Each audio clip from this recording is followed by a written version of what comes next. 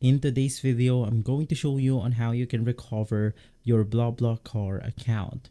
First things first, head over to the BlaBlaCar website. Now this is going to be their user dashboard right here where you will be prompted without logging in your account.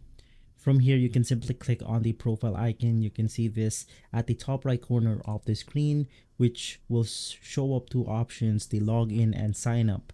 You want to click on login, and from here, you want to make sure to navigate through the continue with email.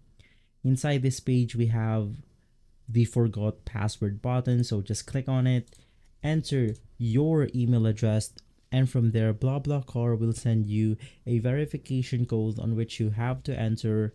Right after, you will now have the ability to enter a new password for your account. And so if this video has been helpful, leave a like, subscribe, and follow Guide to Everything for more videos like this. Thanks for watching.